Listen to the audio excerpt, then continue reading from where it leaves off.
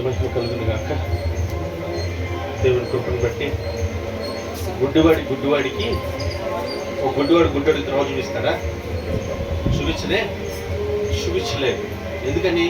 ఇద్దరు గుడ్డోళ్ళు కానీ తెలిసిన వాళ్ళు మాత్రమే త్రోవని చూపించగలిగిన వాడు. తను ప్రేమించే బిడ్డలనే దేవుడు ఏం చేస్తాడంట? శిక్షిస్తాడంట, గద్దిస్తాడంట. దేవునికి స్తోత్రం. జాగ్రత్తగా అర్థం చేసుకుందాం.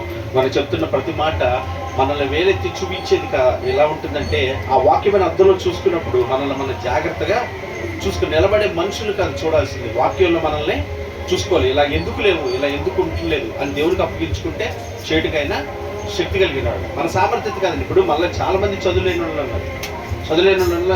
చదువుకున్న వాళ్ళు అంటే వాక్యం చదవగలుగుతారు. ఇప్పుడు పార్వతక్క ఉంది, నేనున్నాను, నెమ్య ఉంది, ఆ రవణక్క ఉంది, వెనకాల మల్లేశ్వరక్క ఉంది, ఇక్కడ ఇలాంటి వాళ్ళు అందరూ ఉన్నారు. వీళ్ళకి ఏంటి పరిస్థితి? మరి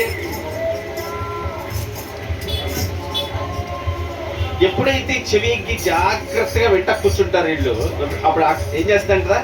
ఆ వాక్యం లోపల నాటపడుతుంది. వెళ్ళి అదేం చేస్తుంది? తెలివిని, వివేకాన్ని ఇచ్చేది. దయచేసి ఆ మాట హృదయంలో రాయబడిద్దంట. దేవుడికి స్తోత్రం కలుగుతుంది. ఎక్కడ రాయబడిద్దంట? హృదయంలో రాయబడిద్దంట. చాలా మంది చూడండి, వాక్యం చదవటం రానోళ్ళు కూడా వాక్యాన్ని జాగ్రత్తగా చెప్తారు.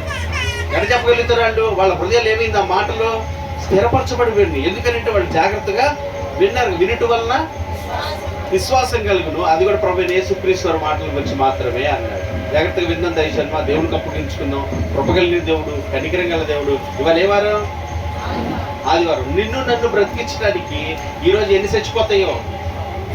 ఒక ఆదివారం మనం బ్రతికించడానికి చేపలు, రొయ్యలు, పీతలు, కుక్కలు, నక్కలు, మేకలు ఎన్ని చచ్చిపోవాలో. ఎవరి కోసం అంట? నన్ను ఒక్కడిని బతికించడానికి ఇన్ని చత్తలేదు చూడు ఒక్క ఆదివారం పూట.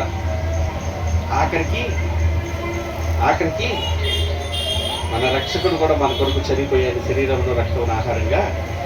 ఎందుకని? నన్ను బ్రతికించుకోటానికి అంత గొప్ప ప్రాణంతో దానికి అప్పగించుకుందాం. ప్రార్థన చేద్దాం. కళ్ళు మూసుకొని చెప్పబడిన ప్రతి మాటని జ్ఞాపకం చేసుకుని ఆయన శ్రద్ధాశక్తి కలిగిన వారిగా, అయ్యా తండ్రి నాయన నీ మాటల కొరకు కనిపెట్టుకునేవారిగా, నీ చిత్తాన్ని నెరవేర్చాలని మీకు అప్పగించుకునేవారిగా మమ్మల్ని అందరినీ సిద్ధపరచు.